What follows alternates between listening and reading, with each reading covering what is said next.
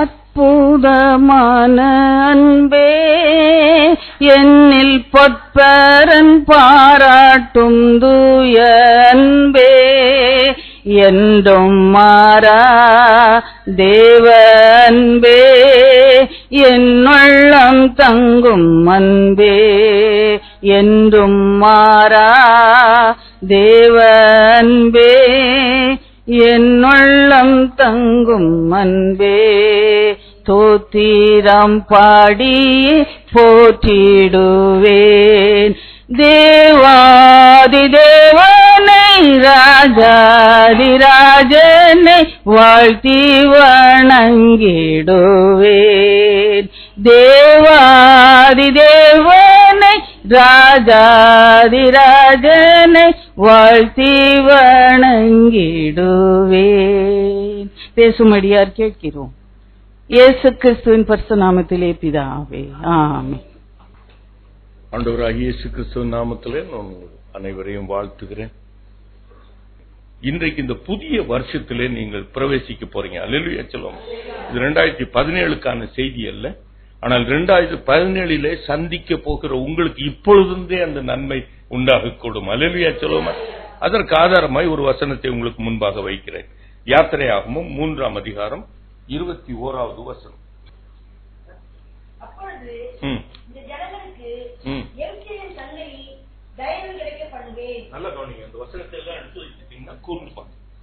இந்த ஜனங்களுக்கு எகிப்தியர்கள் கைகளிலே தயவு கிடைக்கும்படி கர்த்தர் பண்ணணும்.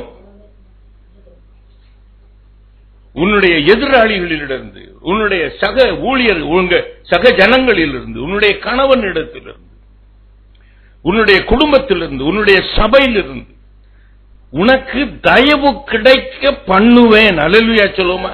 அவர் பண்ண போகிறார். அல்லேலூயா சொல்லுவோமா.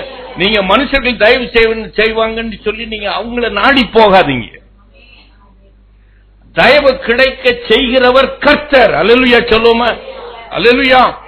நீங்கள் வெறுமையாய் போகிறதில்லை.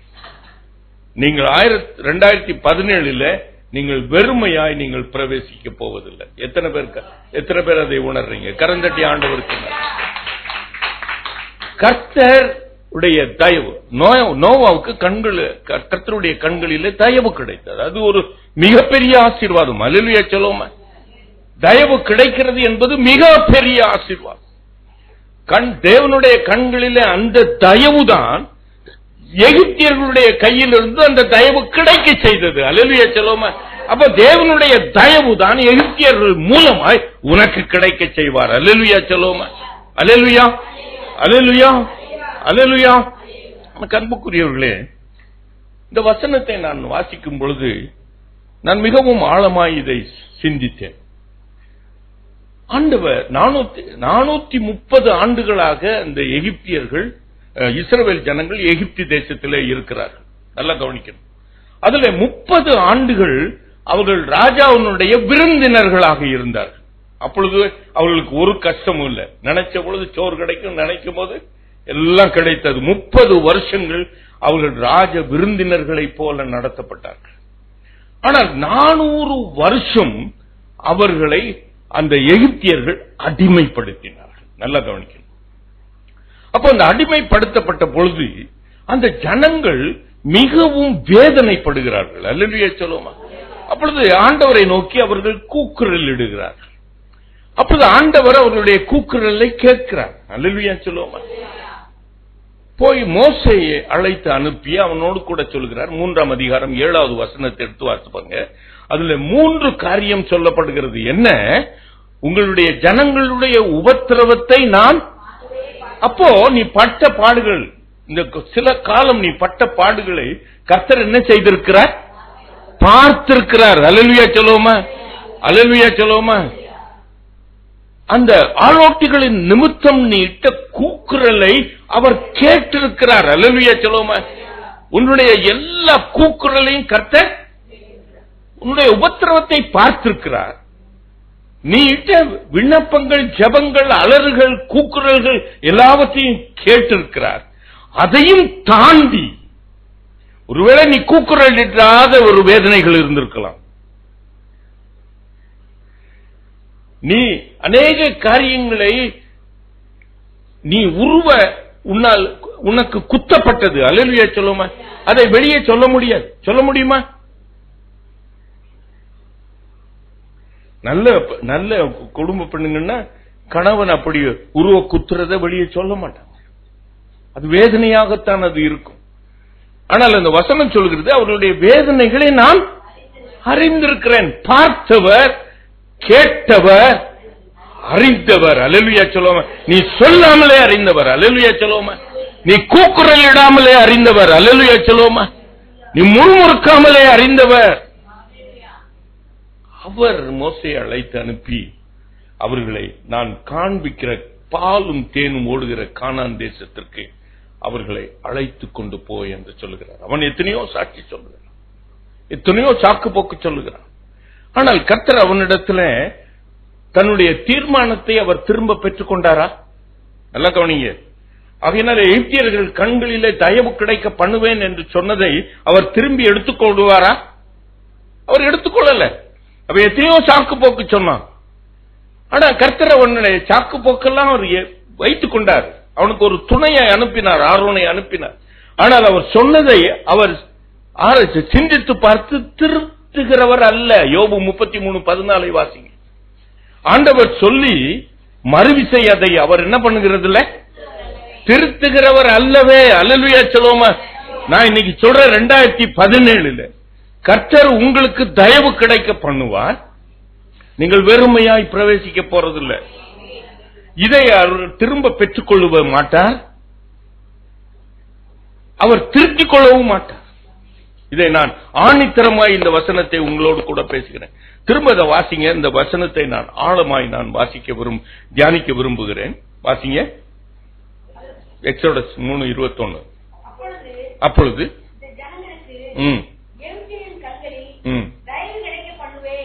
தயவு கிடைக்க பண்ணுவேன், நீங்கள் வெறுமையாய் போவதில்லை.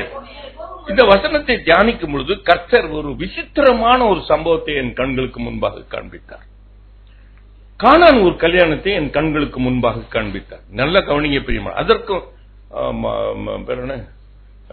மொட்டையனுக்கும் முழங்காலுக்கும் என்ன சம்பந்தம்? நான் இதை பேசிக்கிட்டு இருக்கேன், கர்த்தர் அதை காண்பிக்கிறார். அப்பொழுது நல்ல கவனிங்க பிரியமா. I want you to very carefully listen. கானான் ஊர் கல்யாணத்துக்கு இயேசுவும் அவருடைய சீஷர்களும் அழைக்கப்பட்டிருக்கிறார்கள். அப்படி வேதம் சொல்லுகிறது. இந்த வசனம் அப்படிதான் ஆரம்பிக்கிறது. அழைக்கப்பட்டவருக்கு எந்த வேலையும் கொடுக்கப்படல. நல்லா கவனிங்க. அவர் அங்கு போதகம் செய்தார் என்று எழுதியிருக்கிறதா?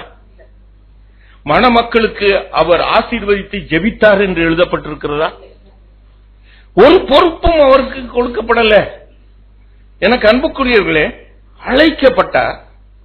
ஆனால் கர்த்தருடைய பிதாவினுடைய சித்தத்தின்படி அவர் புறப்பட்டு வந்திருக்கிறார். கரந்தட்டி ஆண்டவருக்கு நன்றி. நீங்கள் ஊழியக்காரர்கள் உங்களுடைய திருமணத்துக்கு அழைக்கிறீங்க. ஊழியக்காரர் வெறும் பிரியாணி சாப்பிடுறதுக்கா நீங்க அழைக்கிறீங்க? ஒருவேளை அப்படி செய்யலாமா? இப்ப அநேக ஊழியக்காரர்கள் திருமணங்களுக்கு அழைக்கப்படுகிறார். அவர்களே இடம் பார்த்து சாப்பிடணும். அப்படிதான் இருக்கு. அவர்களை வரவேற்பதற்கு யாரும் கிடையாது. அவர்களுக்கு ஒரு பொறுப்பு கொடுக்கிறதுக்கு ஆட்கள் கிடையாது. அவர்களே இடம் பார்த்து சாப்பிடணும், அவங்களே எழுஞ்சு போகணும், யாரும் அவங்களை கூப்பிடுறது இல்லை. ஆனால் கர்த்தர் இவர்களை அழைத்திருக்கிறார். அழைத்தவர் பிதாவின் சித்தத்தின்படி அந்த திருமணத்துக்கு போயிருக்கிறார். ஒரு பொறுப்பும் கொடுக்கப்படவில்லை. அதனால ஊழியக்காரர்கள் உங்களுடைய திருமணத்திற்கு நீங்கள் அழைத்து வந்திருக்கிறார்கள் என்றால் அங்கு பிரியாணி சாப்பிட வரல. எத்தனையோ பேர் அழைக்கிறாங்க, ஆனால் போகிறது இல்ல ஊழியக்காரர். ஆனால் சிலர் அழைக்கும் பொழுது போகிறான். அது கர்த்தருடைய சித்தத்தின்படி அந்த இடத்துக்கு போகிறோம். அல்லேலூயா சொல்லுவோமா? அல்லேலூயா சொல்லுவோமா? We never go there for your hospitality. நீ வருந்தி என்னை அழைத்து நீ என்னை கனப்படுத்தணும்னு அங்க போகிறது இல்லை. ஊழியக்காரன் இயேசு அப்படி போகல. பிதாவுடைய சித்தத்தினால் உந்தப்பட்டு அந்த திருமணத்துக்கு போயிருக்கிறார். அமைதியாய் உட்கார்ந்திருக்கிறார். ஒரு பொறுப்பும் அவருக்கு கொடுக்கப்படல. நல்ல கவனிங்க. அமைதியாய் உட்கார்ந்திருக்கிறார். தாய் வந்து சொல்லுகிறாள், திராட்சரசம் இல்லை என்று சொல்லுகிறாள். அப்பொழுதும் கூட அவர் என்ன சொல்லுகிறார்? என் வேலை இன்னும் வரவில்லை. அப்படி என்றால் அவருடைய வேலைக்காக அமைதியாய் அமர்ந்து கொண்டிருக்கிறார். வேலை வந்தது, அவருடைய மனதிலே தோன்றியது. அப்பொழுது வேலைக்காரனை அழைப்பித்து அந்த கச்சாடியிலே தண்ணீரை நிரப்ப சொல்லுகிறார். அவர்கள் கச்சாடியிலே தண்ணீரை நிரப்புகிறார்கள். அவருடைய பிரசன்னத்தினாலே அது திராட்சரசமாக, நவமான ரசமாக மாறுகிறது. அதை எடுத்து பந்தி விசாரணைக்காரனிடத்துல கொடுங்கள் என்று சொல்றாங்க. அவங்க பந்தி விசாரணைக்காரன் வைத்திருக்கிற அந்த திராட்சை பழச்சாறு இருக்கிற அந்த பாத்திரத்திலே இவர்கள் ஊற்றுகிறார்கள். யாரும் ஒரு காலம் ருசிக்காத ஒரு திராட்சரசம் அவர்களுக்கு கிடைக்கிறது. இதனுடைய காரணத்தை நீங்க பாருங்க. முதல் பேட்ச்ல சாப்பிட்டவர்களுக்கு நல்ல திராட்சரசம் கிடைச்சது இல்லையா? இரண்டாவது பேட்ச்லயும் உட்கார்ந்து இருப்பாங்க, அவங்களுக்கும் கிடைச்சிருக்கு. அதுக்கப்புறம் உட்கார்ந்து இருக்கிறவங்களுக்கு திராட்சரசம் இல்லை. ஆனால் கர்த்தர் ஏன் அந்த திருமணத்துக்கு அழைக்கப்பட்டிருந்தார்? அங்கு திருமணத்திற்கு அழைக்கப்பட்டவர்கள் ஒருவரும் வெறுமையாய் திரும்பி போகக்கூடாது. அல்லேலூயா சொல்லுவோமா? அல்லேலூயா, அல்லேலூயா. அங்கு மூன்றாவது, நான்காவது, ஐந்தாவது பந்தியில இருக்கிறவர்களும் திராட்சரசம் அருந்த வேண்டும் என்று சொல்ல ஒரு அந்த தகப்பனுடைய இரக்கம் தன் பிள்ளைகளுக்கு இறங்குகிறது போல. அல்லேலூயா சொல்லுவோமா? அந்த பிள்ளைகள் வெறுமையாய் போகக்கூடாது என்று சொல்லி கர்த்தர் அந்த நவமான திராட்சரசத்தை உண்டாக்கி கொடுக்கிறார். இதை மனதிலே வைத்துக் கொள்ளுங்கள் பிரியமான. ஆகையினாலே இன்றைக்கும் நான் சொல்லுகிற அந்த சத்தியம் உண்மை. அல்லேலூயா சொல்லுவோமா? அவர் மனதுருக்கத்தின் தேவன். இந்த நாட்களில 2017க்கு உங்களை அனுப்பும் பொழுது அவர் உங்களை வெறுமையாய் அனுப்புவதில்லை. நீங்க திரும்ப அந்த வசனத்தை வாசித்து பாருங்க. இன்னும் கொஞ்சம் அதை பற்றி நான் சொல்ல விரும்புகிறேன். நல்லா கவனிங்க பிரியமான. அந்த 400 ஆண்டுகள் அடிமைப்படுத்தப்படுகிறார்கள் ஜனங்கள். இந்த நீங்க கொஞ்ச நாள் பட்ட பாடுகள் உங்களுக்கு தான் தெரியும். அல்லேலூயா சொல்லுமா? அல்லேலூயா சொல்லுமா? வேதனைகள் நீங்கள் தான், உங்களுக்கு தான் தெரியும், மற்றவங்களுக்கு தெரியாது. ஆனால் அப்படிப்பட்ட நேரத்தில் அவர்கள் என்ன பண்றாங்க? யோசேப்புக்கு தெரியாத ஒரு ராஜா அவன் பார்வனாய் வரும் பொழுது இந்த ஜனங்கள் பெருகிக் கொண்டிருக்கிறார்களே என்று சொல்லி ஆண் பிள்ளையை பிறக்கும் பொழுதே அந்த மருத்துவச்சிகிட்ட சொல்றான், அதை கொன்று போட வேண்டும் என்று சொல்லி. அவர்கள் அடிமைப்படுத்தப்பட்டது மாத்திரமல்ல, அவர்கள் படுத்தப்பட்ட பாடு. நல்லா கவனிங்க பிரியமானவர்களே. தனக்கு பிள்ளை, ஒரு ஆண் பிள்ளை பிறக்குதுன்னா அந்த பிள்ளையை கழுத்தை நெரிச்சு கொலை செய்யணும். அதுக்கப்புறம் என்ன பண்ணணும்? அவனை தூக்கி நதியில போடணும். அப்படின்னு தப்பிச்சுட்டு அவன் வெளியே வந்துட்டானா என்ன பண்ணணும்? அவனை நதியில போடணும். அவர்கள் படுற பாடுகளை யோசிங்க. அவர்களை ஜீவனை கசப்பாக்குகிறார்கள். அவர்கள் செங்கலை அறுக்கிறதுக்கு வேண்டிய பொருட்களை அவர்களே சம்பாதிக்கணும். அல்லேலூயா சொல்லுமா? ஆனாலும் அவர்கள் கொடுக்கப்பட்ட அந்த நம்பர் படி அவர்கள் செய்து கொடுக்கணும். அல்லேலூயா சொல்லுமா? மிகவும் அதிகமாய் கொடுமைப்படுத்துகிறார். ஆனால் கர்த்தர் தான் தீர்மானித்ததை அவர் செய்ய விரும்புகிறார். அல்லேலூயா சொல்லுமா? வாதைகளை அனுப்புகிறார். அந்த வாதைகள் இஸ்ரவேல் ஜனத்தையும் அஃபெக்ட் பண்ணுகிறது, எகிப்தியர்களையும் அஃபெக்ட் பண்ணுது. அல்லேலூயா சொல்லுவோமா? அந்த தேசத்துல எல்லா நதியும் ரத்தமா மாறின பொழுது இஸ்ரவேல் ஜனங்களுடைய இருக்கிற அந்த தண்ணீர் குடிக்கிற அந்த நதியும் என்ன இருக்கும்? அப்படி 2 பேரும் பாதிக்கப்பட்டார்கள். ஆனால் கர்த்தர் சில நேரத்தில் என்ன பண்ணுகிறார்? எகிப்தியருக்கு ஒரு கிருபை கொடுத்து, எகிப்தியருக்கு தண்டனை கொடுத்து இஸ்ரவேல் ஜனங்களுக்கு கிருபையை கொடுத்தார். அல்லேலூயா சொல்லுவோமா? அல்லேலூயா சொல்லுமா? அவர்களை வித்தியாசப்படுத்தினார். நீங்கள் வேதத்தை நீங்கள் அறிந்திருக்கிறபடினால் அதை நான் உள்ளாக செல்லல. 2 பேருக்கும் வித்தியாசமாய் கர்த்தர் நடத்தினார். கடைசியில என்ன நடக்கிறது? கர்த்தர் தான் செய்த தீர்மானத்தை அவர் செய்து முடிப்பதற்கு ஒரு பஸ்கா ஆட்டுக்குட்டி அடிக்கப்படுகிறது. அல்லேலூயா சொல்லுமா? இதை மனதில் வைத்துக் கொள்ளுங்கள். இந்த வருஷத்திலிருந்து அடுத்த வருஷத்திற்கு புறப்பட்டு போகும் பொழுது அந்த அடிக்கப்பட்ட பஸ்கா ஆட்டுக்குட்டியாகிய அந்த இயேசுவானவர் மூலமாய்த்தான் நீ வெறுமையாய் போக மாட்டாய். அல்லேலூயா சொல்லுமா? அல்லேலூயா, அல்லேலூயா. ஆட்டுக்குட்டி அடிக்கப்படுகிறது. அந்த இரவிலே சங்கார தூதன் வந்து அந்த எகிப்து தேசத்திலே பிரவேசித்து எல்லா எகிப்தியர்களுடைய தலைச்சன் பிள்ளைகளை சங்கரிக்கிறான். பார்வோனுடைய அரண்மனைக்கு அந்த சங்கார தூதன் செல்லுகிறான். அப்பொழுது பார்வோனுடைய மூத்த குமாரனை கர்த்தர் அடிக்கிறார். அல்லேலூயா சொல்லுமா? அப்பொழுது அந்த பார்வோன் மோசேயையும் ஆரோனையும் அழைத்து அனுப்புகிறான். அழைத்து அனுப்பிவிட்டு சொல்லுகிறான், உன் ஆடு மாடுகளையும் கூட்டிட்டு போ, உன்னுடைய பிள்ளைகளையும் கூட்டிட்டு போ, பெண்களையும் கூட்டிட்டு போ, நீங்க எல்லாரும் போங்க, கர்த்தருக்கு ஆராதனை செய்யுங்க, என்னையும் இவன் யார் இந்த எகிப்தியன் பார்வன் தெரியுமா? அதுக்கு முந்தின நாள் தான் மோசே இடத்துலயும் ஆரோன் இடத்துலயும் அவன் சொன்னா, நீ இன்னொரு நாள் என் முகத்துல விழிச்சா நீ சாகவே சாவாய். அப்படி சொன்னவன் கையில இருந்து அவர்கள் புறப்பட்டு போகும்பொழுது வெள்ளியோடும் பொன்னோடும் அநேக பொருட்களோடும் அவர்கள் புறப்பட்டு போகிறார். அவர்கள் வெறுமையாய் போகல. நல்லா கவனிங்க. எந்த எகிப்தியனிடத்திலிருந்து அவர்களுக்கு பிரச்சனை வந்துச்சோ அதே எகிப்தியனிடத்திலிருந்து இவர்களுக்கு வெள்ளியும் பொன்னும் அநேக பொருட்களோடு கூட அவர்கள் புறப்பட்டு போகிறார்கள். கரந்தட்டி ஆண்டவருக்கு இந்த வருஷத்துல கர்த்தர் அப்படிதான் உங்களை ஆசீர்வதிக்க போகிறார். அல்லேலூயா சொல்லுவோம். அல்லேலூயா, அல்லேலூயா, அல்லேலூயா, அல்லேலூயா. சரி, கர்த்தருடைய கண்களிலே தயவு. நான் அது I want to make the sermon short. நான் நிறைய காரியங்களை நான் தியானித்து வைத்திருக்கிறேன். அதை வேறு ஒரு நாள் பேசட்டும். கர்த்தர் ஜனங்களுடைய கண்களிலே தயவு கிடைக்கும்படி செய்வார். அந்த வசனம் இன்னொன்னு சொல்லுகிறது, நீங்கள் வெறுமையாய் போவதில்லை. எனக்கு அன்புக்குரியவர்களே, இப்பொழுது எடுத்தவர்கள் வாசிங்க அந்த வசனத்தையும் நான் சொல்ல. வெறுமையாய் நீங்கள் என்ன பண்ண போறதில்லை, போவதில்லை. இந்த சில நாட்கள் நீங்கள் கஷ்டப்பட்டிருக்கிறீங்க, உழைத்திருக்கிறீங்க, ஆனா அதற்கேற்ற பலன் கிடைக்கல.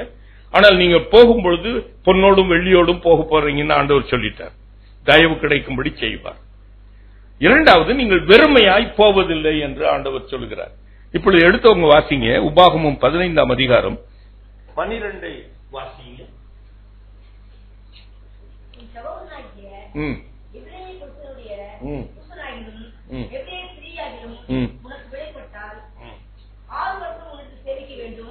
ஆறு வருடம் அந்த அடிமை என்ன பண்ணணுமா? அவர்களுக்கு கடினமாய் உழைக்கணும்.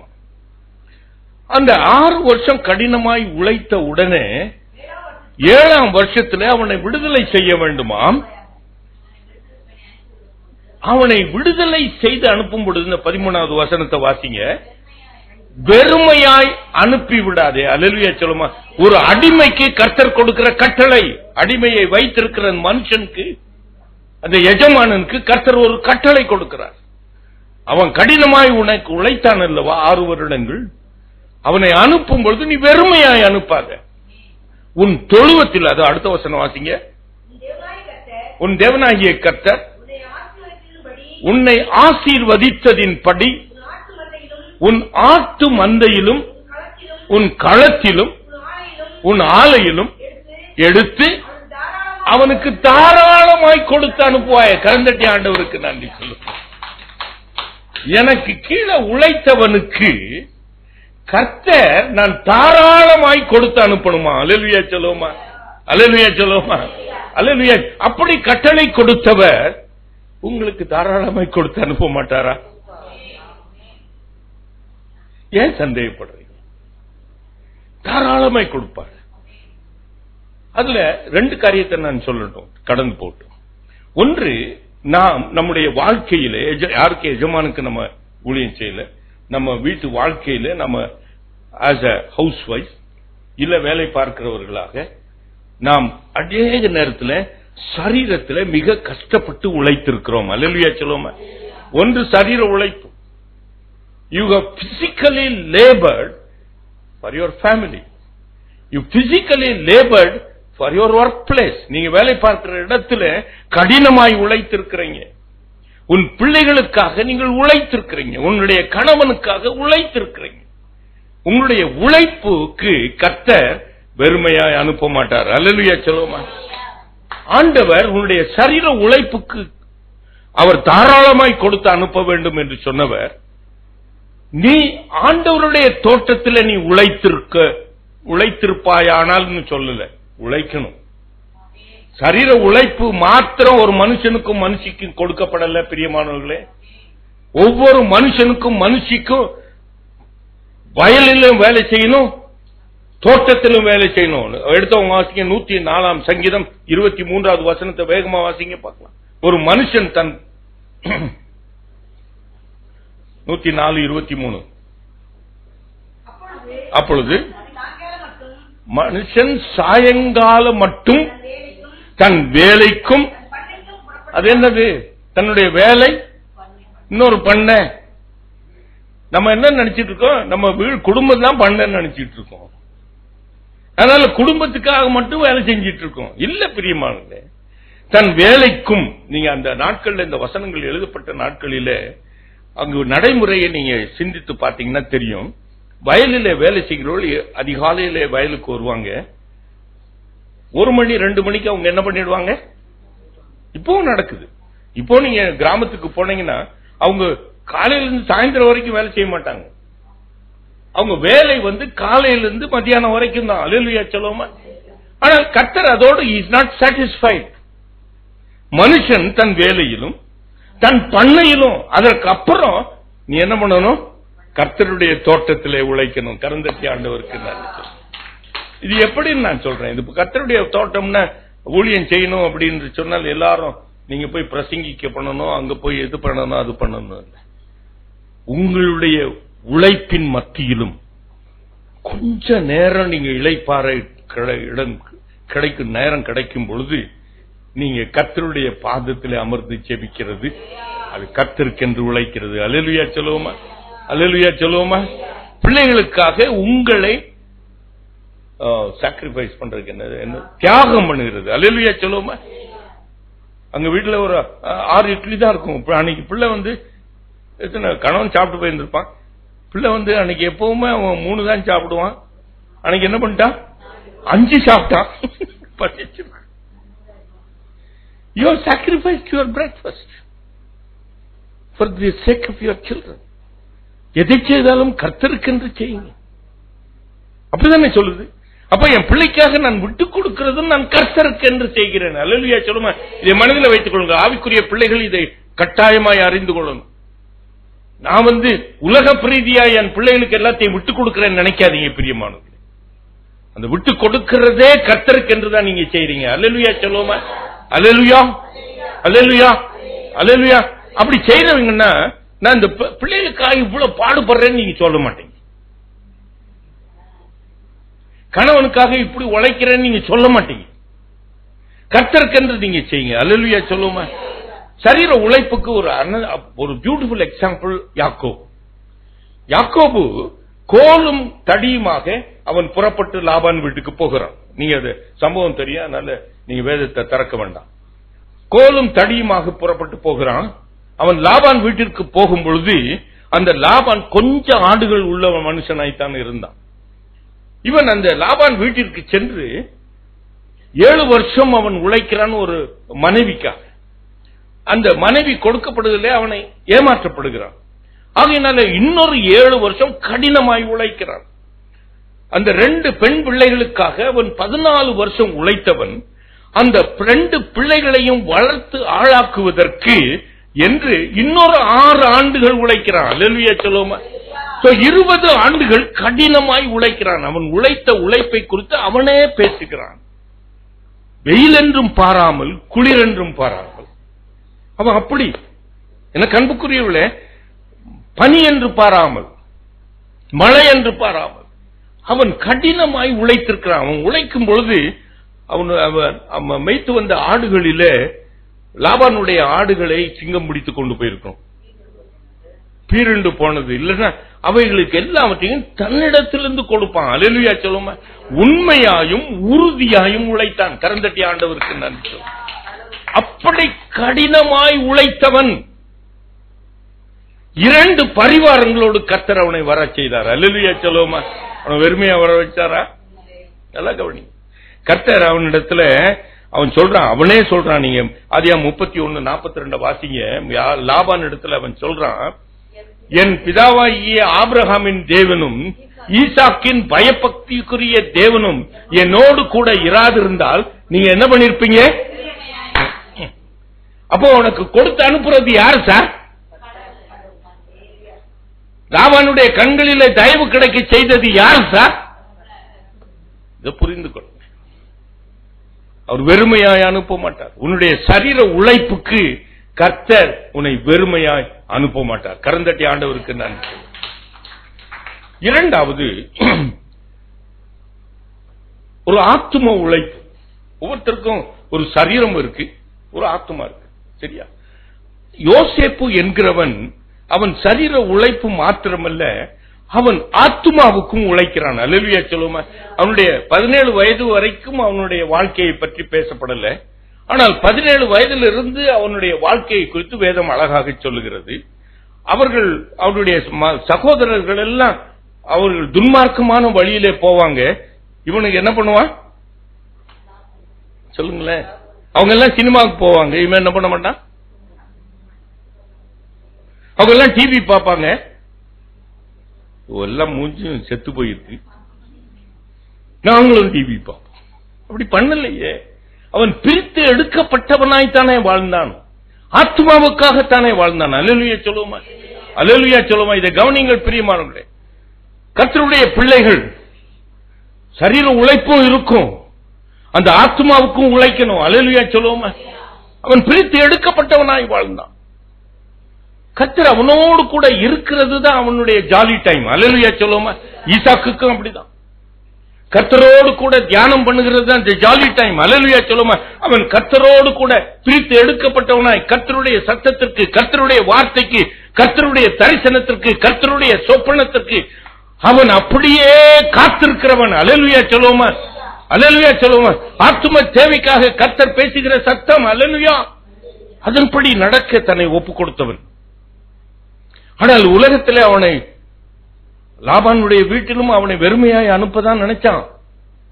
இவனும் அந்த குடும்பத்தில் இருக்கும் பொழுது இவனை கொன்று போட விட வேண்டும் தான் நினைச்சாங்க. தண்ணீர் இல்லாத குழியிலே போட்டாங்க.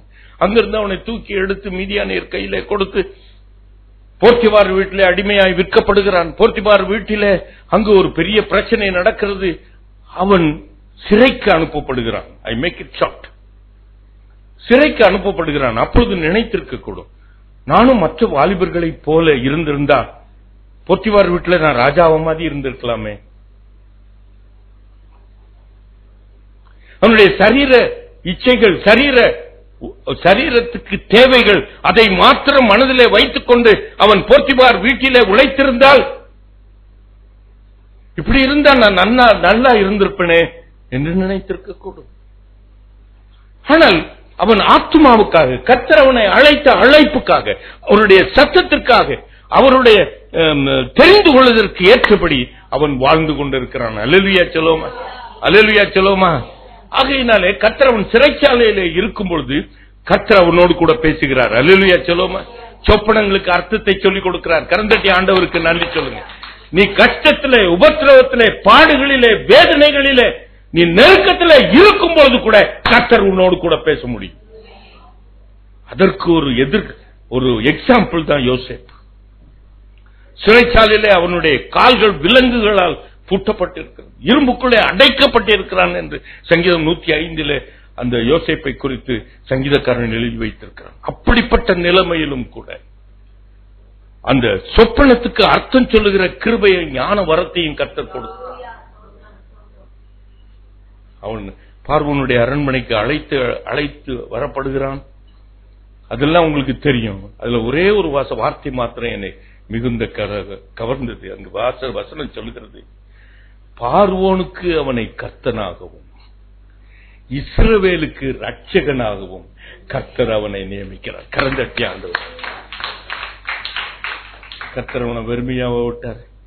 பார்வோனுக்கு கர்த்தனாம். நான் வேதத்தில் நான் வாசிக்கிறேன், இப்படிப்பட்ட ஒரு ஆசீர்வாதம் ஒரு மனுஷனுக்காக காண்பிக்கப்பட்டதாக சொல்லப்பட்டதாக நான் வேதத்திலே வாசிக்கல. அல்லேலூயா சொல்லுவோம். பார்வோனுக்கு கர்த்தன், தகப்பன்,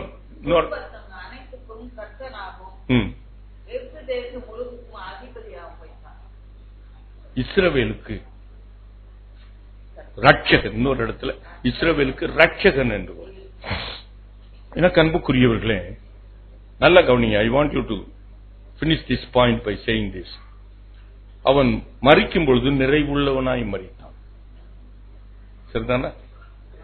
நம்ம நிறைவுள்ளவர்களாய் வாழ்க்கையை ஆரம்பித்துட்டோம். ஆனா ஏன் குறைவுள்ளவர்களாய் இருக்கிறோம்? கொஞ்சம் யோசித்து பாருங்க. ஐ want you to very carefully listen to my statement. அவன் குறைவுள்ளவனாய் அவன் ஆரம்பித்தான், நிறைவுள்ளவனாய் மரித்தான். அவனுக்கு he never lacked in anything. அல்லேலூயா சொல்லுமா. அவனுக்கு எந்த குறைவும் இல்லை. இன்றைக்கே நமக்கு அநேக குறைவுகள், ஏன் நம்முடைய வாழ்க்கையில நிறைவு இல்லை? எனக்கு அன்புக்குரியவர்களை இதை மனதில் வைத்துக் கொள்ளுங்கள் பிரியமான. கர்த்தர் நிச்சயமாய் இந்த வருஷத்துல நம்மை ஆண்டவர் பிழைக்க செய்வார். அல்லேலூயா சொல்லுமா? நிறைவுள்ளவனாய் இருக்க செய்வார். இப்பொழுது குறைவுள்ளவர்களாய் இந்த நாட்களிலே வாழ்ந்து வந்தோம். ஆனால் 2017 எவ்வளவோ பாடுகள் இருந்தாலும் நான் சொன்னேன், it's going to be very difficult to breath even. இந்த தேசத்துல இனிமேல் மூச்சு விடக்கூட திணறுவோம். அப்படிப்பட்ட நிலைமையிலும் கூட கர்த்தர் உன்னை நிறைவுள்ளவனாக மாற்றுவார். கரந்தட்டி ஆண்டவருக்கு அவர் வெறுமையாய் அனுப்ப மாட்டார். கரந்தட்டி ஆண்டவருக்கு நான் அவர் வெறுமையாய் அனுப்ப மாட்டார். எகிப்தியருடைய கண்களிலே தயவு கிடைக்கும்படி செய்வார். நீ வெறுமையாய் போவதில்லை. இரண்டாவதாக ஏசாயா 55:11 வாசிக்க கேட்போம். அப்படியே என் வாயிலிருந்து புறப்படும் வசனமும் இருக்கும். அது வெறுமையா என்னிடத்துக்கு திரும்பாமல், அது நான் விரும்புகிறதை செய்து நான் அதை அனுப்பின காரியம் ஆகும்படி வாய்க்கும். அப்படியே என் வசனமும் இருக்கும் என்று ஆண்டவர் சொல்லுகிறார். அப்படியே என்று சொல்லும் பொழுது அதுக்கு முந்தின வசனத்தை வாசி. மாரியும் உறைந்த மழையும் வானத்திலிருந்து இறங்கி அவ்விடத்துக்கு திரும்பி போகாதபடிக்கு. இப்ப நிறைய மேகம் வருது, ஆனா வந்தது அப்படியே திரும்பி போகுது, மழையை கொடுக்க மாட்டேங்குது. இதான் சாபம், இதான் சாபம். இப்ப இருந்த மேகத்துக்கு மெட்ராஸ் என்ன ஆயிருக்கணும்? வெள்ளம் வந்திருக்கணும்ல, வரலையே. அப்போ மேகம் புறப்பட்டு திரும்பி தன்னுடைய இடத்திற்கு போகாமல் பூமியை நனைத்து அதில் முளை கிளம்பி விளையும்படி செய்து, நல்ல கவனிங்க, விதைக்கிறவனுக்கு விதையும் புசிக்கிறவனுக்கு ஆகாரத்தையும் கொடுக்கிறது எப்படியோ. அல்லேலூயா சொல்லுவோம். அப்படியே கர்த்தருடைய வசனமும் இறங்கி வந்து அது வெறுமனே திரும்பாது. இதை மனதில் வைத்துக் கொள்ளுங்கள், இதை மனதில் வைத்துக் கொள்ளுங்கள். அது வெறுமனே திரும்பாது. கர்த்தர் ஒரு வசனத்தை உனக்கு அனுப்பி இருப்பார் என்றால், கர்த்தர் அந்த வசனம் உனக்காக அது இறங்கி வந்திருக்கிறது என்றால், அது வெறுமனே திரும்பி போகாதான். ஏனென்றால் ஆண்டவர் சொல்லுகிறார், எல்லாம் ஒளிந்து போகும், வானமும் பூமியும் ஒளிந்து போகும், என் வார்த்தைகளோ ஒரு நாளும் ஒளிந்து போகாது. கரந்தட்டி ஆண்டவருக்கு நான் சொல்றேன். அவர் எந்த நோக்கத்தோடு கூட அந்த வசனத்தை அனுப்புகிறார், அந்த நோக்கத்தை நிறைவேற்றி தான் ஆண்டவரிடத்தில் திரும்புவோம். அல்லேலூயா சொல்லுமா? அதிக அழகாய் நான் கற்பனை செய்து பார்க்கிறேன். ஆண்டவர் ஒரு வார்த்தையை அனுப்புகிறார், அது என்னிடத்துல அது கிரியை செய்து எனக்கு நன்மையை கொடுத்து விட்டு அது திரும்பி ஆண்டவரிடத்தில் செல்லு, ஆண்டவரே நான் சென்று அந்த காரியத்தை செய்து முடித்துட்டு வந்திருக்கிறேன்னு சொல்லுமா? செய்யாமல் அது திரும்பாதான். அல்லேலூயா சொல்லுமா? மேகம் நனைக்காம திரும்பும். நல்ல கவனிங்க, மேகம் பூமியை நனைக்காமலே திரும்பி போய்விடும், ஆனால் என் வார்த்தை திரும்பி போகாது. அல்லேலூயா சொல்லுமா? அல்லேலூயா, அல்லேலூயா. அங்கே ரெண்டு காரியம் சொல்லப்படுகிறது. அது பூமியை நினைத்து பயிர் முளைக்குமா, பயிர் முளைத்து கனி கொடுக்குமா, பயிர் கொடுக்குமா, அந்த பயிரிலிருந்து விதை உண்டாகுமா? அப்போ ரெண்டு பலன் அங்கு சொல்லப்படுகிறது. முதலாவது, அந்த நனைத்த மழை பூமியிலிருந்து முளைப்பிக்கிற அந்த பயிரிலிருந்து கிடைக்கிற முதல் பலன் யாருக்கா? விதைக்கிறவனுக்கு. அல்லேலூயா சொல்லுமா? அல்லேலூயா சொல்லுமா? ஆகையினால் தான் நான் சொல்றேன், நீங்க வேதத்தின் வசனத்தை விதைங்க, வேற எதையும் விதைக்காதீங்க. உங்களுடைய சாட்சியை விதைக்க வேண்டாம், உங்களுடைய கற்பனைகளை விதைக்க வேண்டாம், உங்களுடைய சொப்பனங்களை விதைக்க வேண்டாம். கர்த்தருடைய வார்த்தையை விதைங்க பிரியமா. அப்பொழுதுதான் முதலாவது கர்த்தர் ஒருவர் கர்த்தருக்கு ஊழியம் செய்தால் பிதாவானவர் அவனை கனம் பண்ணுவார். இந்த வசனம் அப்படி சொல்லுகிறது. விதைக்கிறவனுக்கு விதை, புசிக்கிறதற்கு அவனுக்கு ஆகாரமும். அல்லேலூயா சொல்லுவோமா? அல்லேலூயா, அல்லேலூயா. கர்த்தர் நிச்சயமாய் செய்வார். அல்லேலூயா. ஏனென்றால் அவர் ஏன் அப்படி சொல்றேன்னா, அவருடைய வார்த்தை வெறுமனே திரும்பாது என்று சொல்கிறேன் என்றால், அங்கு யோபு 33:14 வாஸ்தவம். அவர் சொல்லியும், அவர் ஒரு விசை சொல்லியும் திருத்துகிறவர் அல்ல. அல்லேலூயா சொல்லுவோம். ஒரு வசனத்தை அனுப்பிச்சிட்டாரு. அவர் எதிர்பார்க்கிற விதமா நான் நடக்கல, அந்த வசனத்தை திருப்பி எடுத்துக்கொள்வாரோ? அதுக்கு தான் கொஞ்சம் சிரிக்கிறார். புரியுதாப்போ? அவர் வசனம் வெறுமனே திரும்ப கூடாது. அந்த வசனத்தின் ஆசீர்வாதத்தை நீ என்ன பண்ணணும்? பெற்றுக்கொள்ளணும், தக்க வைத்துக் கொள்ளணும். அல்லேலூயா சொல்லுவோமா? அல்லேலூயா சொல்லுவோமா? அதற்கு தக்க வைத்துக் கொள்வதற்கு தான் கர்த்தர் கொஞ்சம் சிக்ஷையை அனுப்புகிறார். அல்லேலூயா சொல்லுவோமா? நீ சிக்ஷிக்கப்பட விரும்பலன்னா வேசியின் பிள்ளைகளாக இருப்பீர்களே. எப்பொழுதும் கர்த்தருடைய சிக்ஷையை அற்பமாய் எண்ணாதீங்க. கர்த்தருடைய சிக்ஷை. அதனால தான் ஏலியை பார்த்து ஆண்டவர் சொல்றார், உன் பிள்ளைகளை நீ அடக்காமல் போன நிமித்தம், உன் பிள்ளைகளை நீ சிக்ஷிக்கலையே,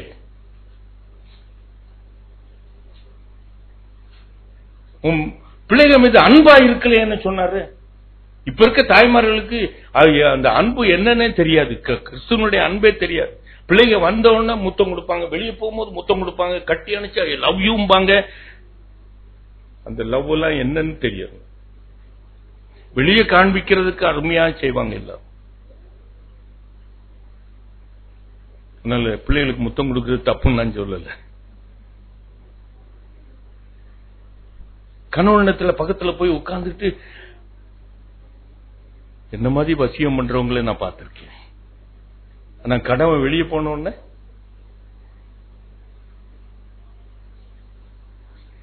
கர்த்தர் சிக்ஷிக்கும்படியாய். நீதிமொழிகள் 8:18 வாசிங்க. அவரு சொல்லியும் அவர் மறுபடியும் விசை திருத்த மாட்டார். அவருடைய வார்த்தையிலே புரட்டும் இருக்காதா? வாசிங்க 8:8. நீதிமொழிகள் 8:8.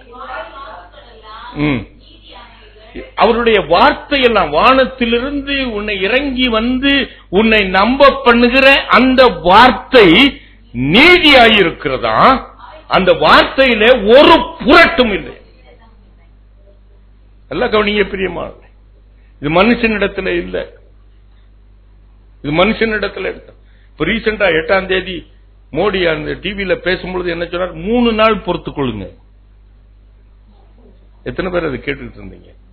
நான் கேட்டனால்தான் எனக்கு அப்படியே கோபமா வருது. இப்ப எல்லாம் புரட்டி சொல்றேன். நான் 3 நாள் சொல்லலையே, 50 நாள்னு சொல்றேன். இப்ப அவனுடைய சேலாஸ் எல்லாம் சொல்றாங்க 6 மாசம் பொறுத்துக்குங்க. புரட்டு. ஆனால் என் தேவனுடைய வார்த்தை வெறுமனே ஏன் திரும்பாதுன்னா அதுல புரட்டும் இல்லை, அதுல அநீதியும் இல்லை. கரந்தட்டி ஆண்டவருக்கு நன்றி.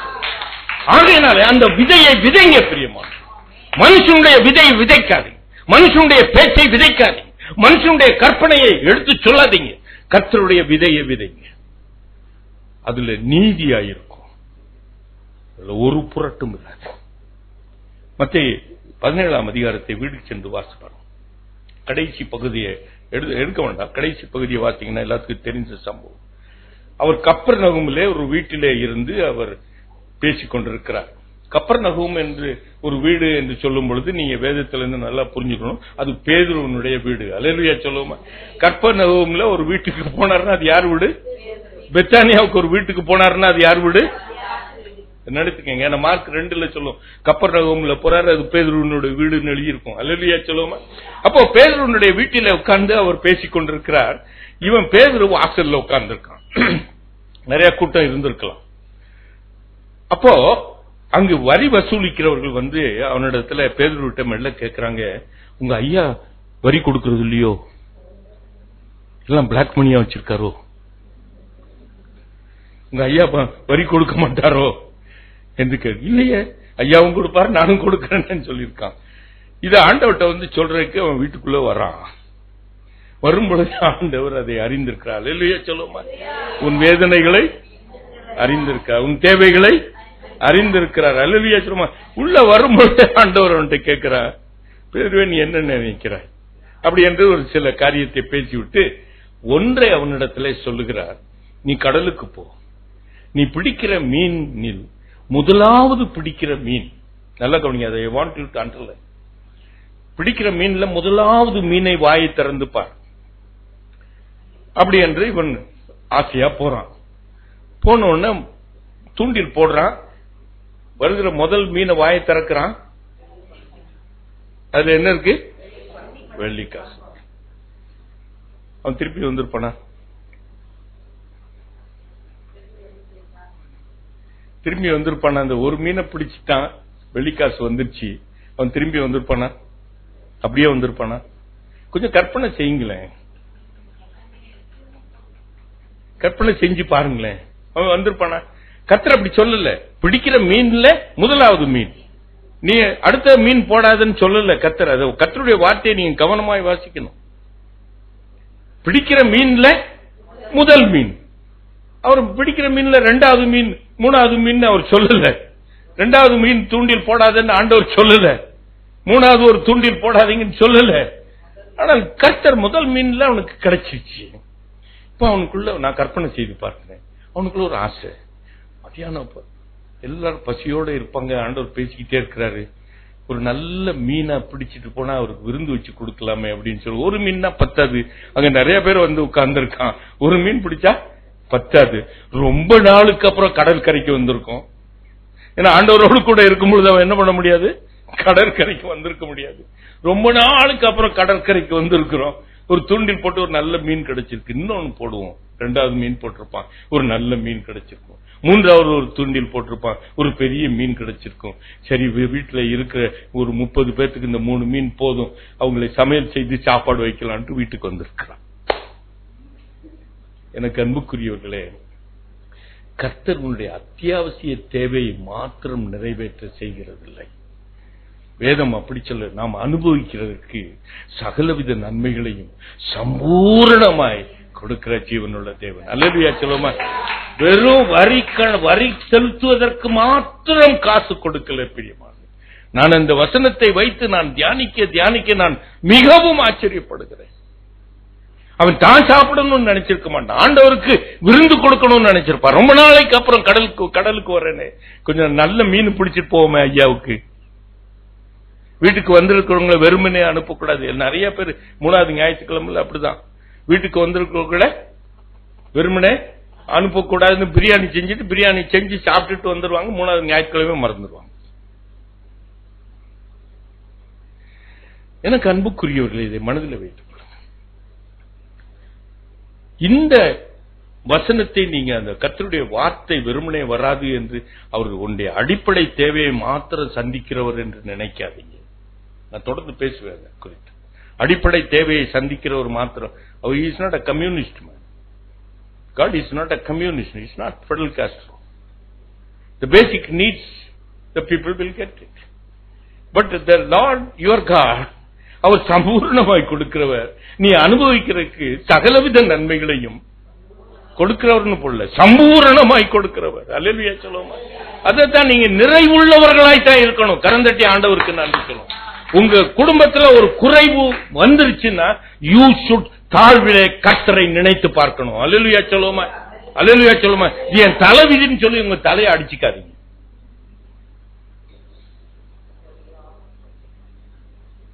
சிந்தனை செய்யுங்க. ஒரு நிறைவுள்ளவராய் கொடுக்க வல்லவர். அல்லேலூயா சொல்லுமா? அல்லேலூயா சொல்லுமா? இதை நீங்க நினைச்சிருந்தீங்கன்னா 100க்கு அதிபதி செய்த அந்த ஒரு ஜெபத்தை நீங்க உங்க வாழ்க்கையிலிருந்து எடுத்து போட மாட்டீங்க. அல்லேலூயா சொல்லுமா? ஒரு வார்த்தை மாத்திரம் சொல்லுமா, ஒரு வார்த்தை மாத்திரம். ஏன்னா அவனுக்கு நல்லா புரியும். நான் எனக்கு கீழே இருக்கிற ஒரு போர்ச்சகனை நீ போ என்று சொன்னால் போறான், வா என்று சொன்னால் வருவான். அப்படிப்பட்ட வார்த்தை, என்னுடைய வார்த்தையிலே அவ்வளவு அதிகாரம். வானத்தையும் பூமியையும் படைத்த கர்த்தருடைய வார்த்தையிலே எத்தனை அதிகாரம் இருக்கும். ஒரு வார்த்தை மாத்திரம் சொல்லுங்க ஆண்டவரே, என் வேலைக்காரன் பிழைப்பான். கர்த்தருடைய வார்த்தை அப்படிதான் உங்களுடைய இருதயத்தில் நீங்க நம்ப பண்ணணும். அல்லேலூயா சொல்லுவோமா? அல்லேலூயா சொல்லுவோமா? சங்கீதக்காரன் எழுதியிருக்கான் 119ஆம் சங்கீதம் 49வது வசனத்துல, ஆண்டவரே நீர் நம்ப பண்ணின வசனத்தை அடியேனுக்காக நினைத்தருளும். ஒருவேளை நான் இன்னைக்கு உங்கள்கிட்ட கேள்வி கேட்கிறேன், கர்த்தர் உங்களுடைய வாழ்க்கையில உங்களை நம்ப பண்ணின ஒரு வசனம் இருக்கிறதா?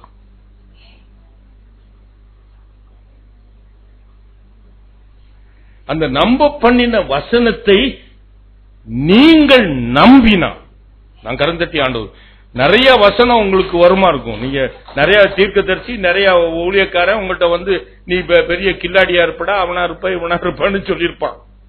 அது இல்ல. கர்த்தர் நீ வேதத்தை தியானிக்கும் பொழுது, வேதத்தை வாசிக்கும் பொழுது, கர்த்தருடைய சமூகத்திலே இருக்கும் பொழுது, அவர் கர்த்தர் ஒரு வசனத்தை உனக்கு நம்ப பண்ண கொடுத்துடுறார். 85வது ஆண்டிலே ஒரு ஆலயத்தில் நியூ இயர் அன்னைக்கு 3 மணிக்கு நான் பேசுகிறேன். நம்ம ஆலயத்தில் நியூ இயர் சர்வீஸ் அட்டெண்ட் பண்ணிட்டு அங்கு போறேன். பேசும்பொழுது நான் வேறு ஒரு வசனத்தை தான் தியானித்துக் கொண்டு போயிருக்கிறேன், அந்த ஆசீர்வாதமாய் கொடுக்கிறதற்கு. ஆனால் அந்த ஆராதனை வேளையிலே கர்த்தர் என்னோடு கூட பேசுகிறார். நான் உன்னை விட்டு விலகுவதும் இல்லை, உன்னை கைவிடுவதும் இல்லை.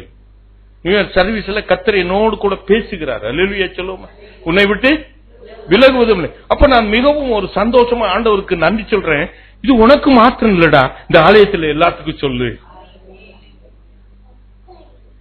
அன்னைக்கு அதை நம்ப வைத்தார் 85வது வருஷத்துல. இன்னைக்கும் அந்த வசனம் என்னை தாங்கி கொண்டிருக்கிறது. அல்லேலூயா சொல்லுவோமா. என்னை விட்டு விலகுவதும் இல்லை, அவர் கைவிடுவதில்லை. கர்த்தர் ஒரு வார்த்தை உன் இருதயத்திலே நம்ப வைத்திருப்பார் என்றால், அந்த சங்கீதக்காரனுடைய வசனத்தை நல்ல, அவருடைய வார்த்தை என்னை நம்ப பண்ணின உம்முடைய வார்த்தை. அல்லேலூயா சொல்லுவோமா. இன்னைக்கு ஏதாவது ஒரு வார்த்தை நீ எனக்கு இருக்கு அப்படின்னு சொன்னா நான் ஒத்துக்கவே மாட்டேன். ஏன்னா அது இருக்குன்னு சொல்லிட்டு அதுக்கப்புறம் அழுதுகிட்டே இருக்கிறீங்க.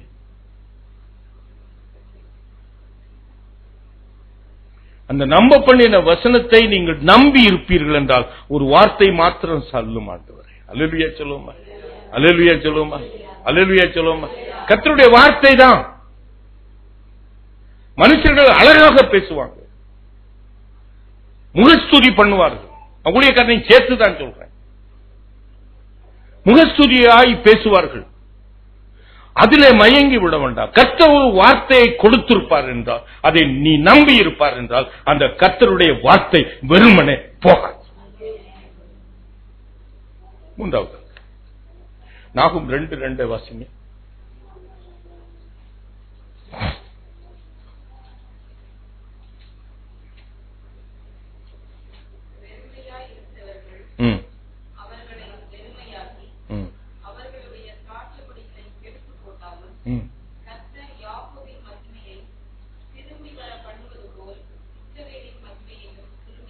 இந்த வசனத்தை நல்ல கவனிங்க பிரியமான.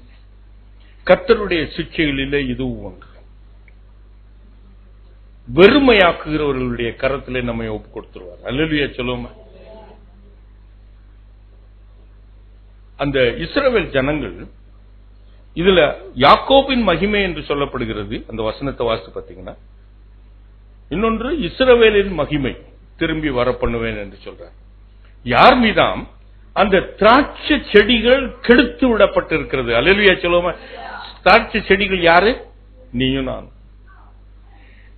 இந்த திராட்சை செடியை இந்த சத்ருவானவன் என்ன பண்றான்? கெடுத்து போடுகிறான். வெறுமையாக்குகிறவன் என்ன பண்றான்? வெறுமையாக்குகிறான், கெடுத்து போடுகிறான். நல்லா கவனிங்க பெரியம்மாவே. ஆண்டவர் யோபுவை வெறுமையாக்குகிற ஒரு கையில ஒப்பு கொடுத்தார். நல்லா கவனிங்க. இஸ்ரவேல் ஜனங்கள் கர்த்தரை விட்டு விலகி போகும் பொழுது கர்த்தர் என்ன பண்ணார்? அவனை வெறுமையாக்களுடைய கரத்துல ஒப்பு கொடுத்துட்டார். அல்லது இஸ்ரவேல் ஜனங்களை 6 வருஷம் ஒப்பு கொடுத்து விட்டார். ஆனால் அதற்கு அப்புறம் அவர்கள் திராட்சை செடிகளை அவர்கள் வெறுமையாக்கி அழித்து விடாத படிக்கு. அல்லேலூயா சொல்லுவோமா. உன்னை அழித்து விடாத படிக்கு கர்த்தர் யாக்கோபின் மேல் இருந்த மகிமையையும் இஸ்ரவேலுக்கு அவர் வாக்குத்தத்தம் பண்ணின அந்த மகிமையையும் உன் மேல் திரும்பி வர பண்ணுவார். கரந்தட்டி ஆண்டவருக்கு நன்றி. யோபு குறித்து நீங்க சொன்னீங்கன்னா நீங்க நல்லா புரிஞ்சுக்குவீங்க. ஏன்னா நீங்க நிறைய பைபிள் வாசிருக்கீங்க இல்லையா. அப்ப யோபுவை சொன்னா நல்லா புரிஞ்சுக்குவீங்களா இந்த பாயிண்ட். கர்த்தர் யோபுவை வெறுமையாக்குற கையில கொடுத்துட்டார். ஆனா அவருக்கு நல்லா தெரியும் அவனை என்ன பண்ணிடுவான், அந்த பைபிள்ல அழிச்சு போட்டுருவான்.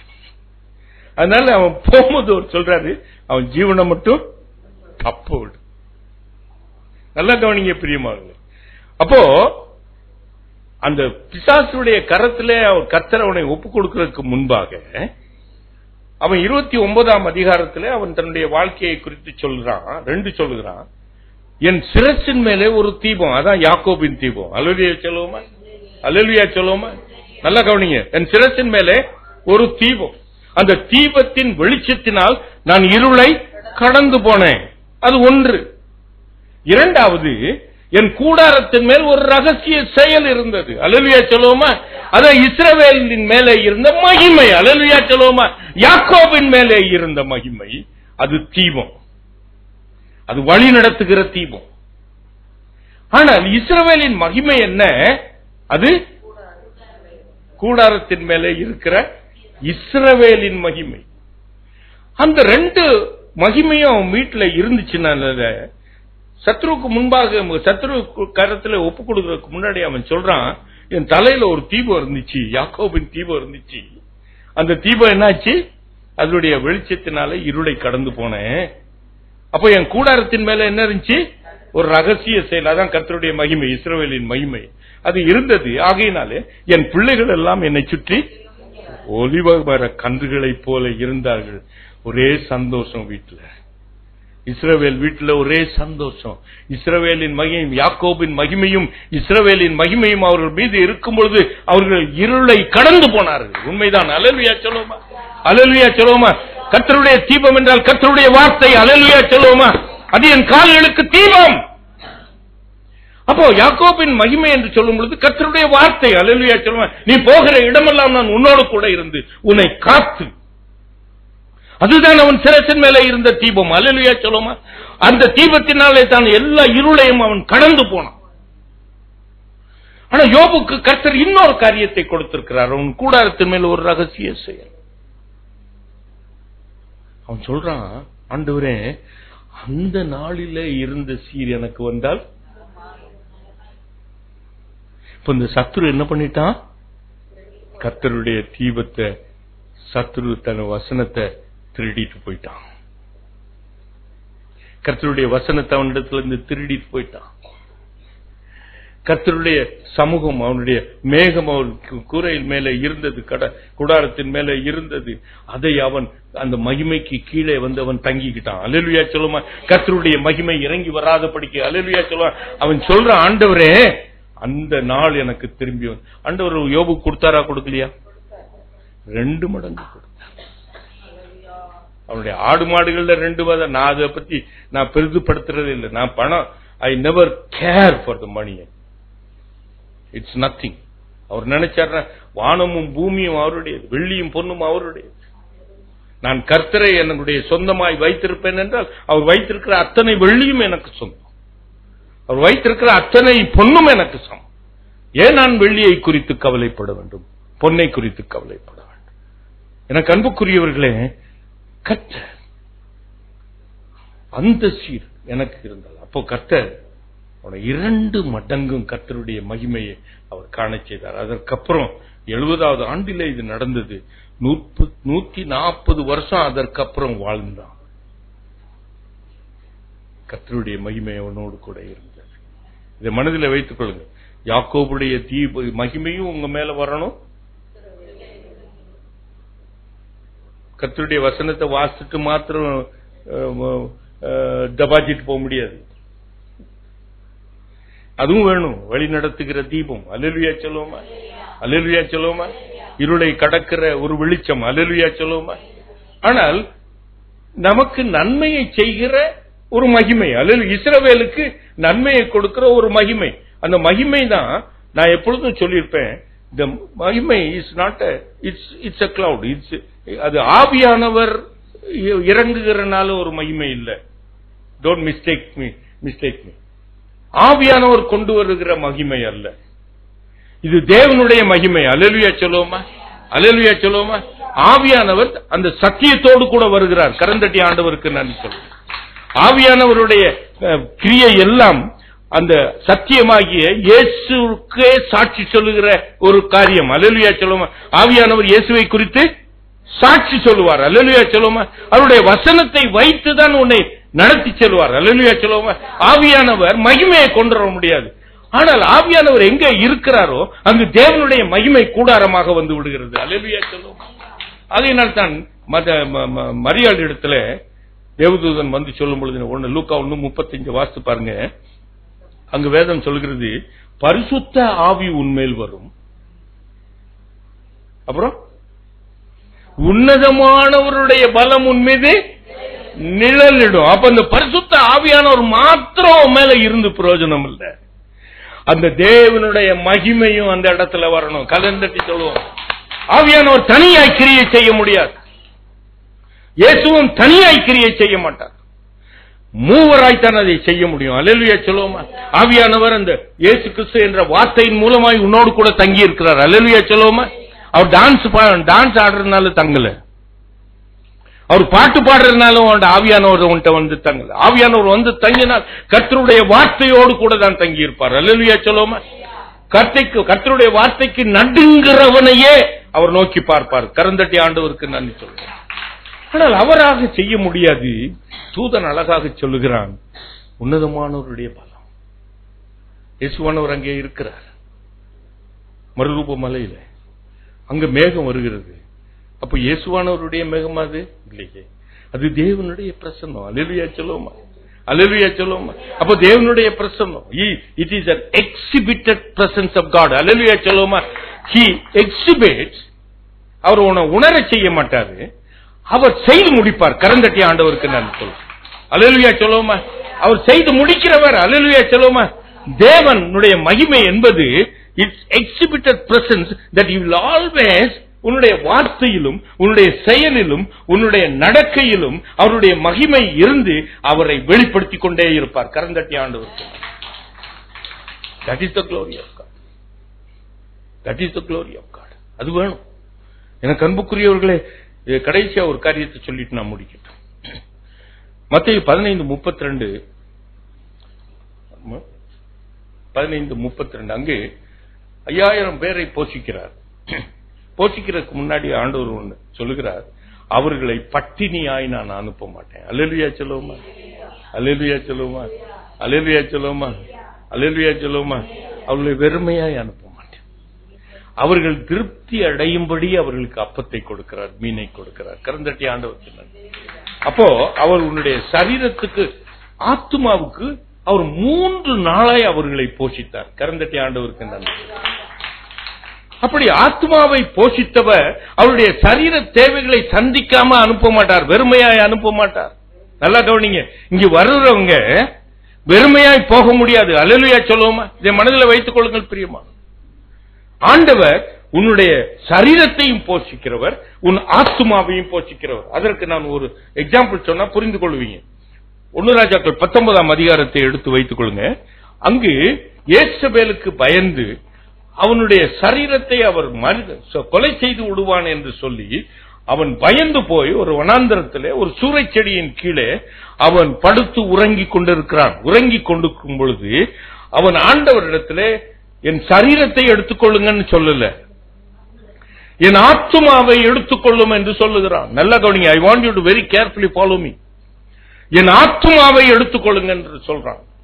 ஆனா கர்த்தர் அவனுக்கு ஆத்மாவை எடுத்துக்கொள்ளாதபடிக்கு ஆத்ம தேவையை மாத்திரமா அவனுக்கு கொடுக்கிறார். நல்லா கவனிக்கணும். அவனுக்கு ஆத்ம தேவை என்ன? ஆத்மாவுக்கு ஆண்டவர் கொடுக்கிற இன்ஸ்ட்ரக்ஷன் என்ன? நீ போய் ஆசகேலை சிரியா மேலே ராஜாவாக அபிஷேகம் பண்ணு, நிம்சியின் குமாரனாகிய யெகூவை இஸ்ரவேலிலே ராஜாவாக அபிஷேகம் பண்ணு. இதுதான் அவன் ஆத்மா செய்ய வேண்டிய காரியம். நல்லா கவனி. உன்னிடத்திலே எலிசாவை தீர்க்கதரிசியாக அபிஷேகம் பண்ணு.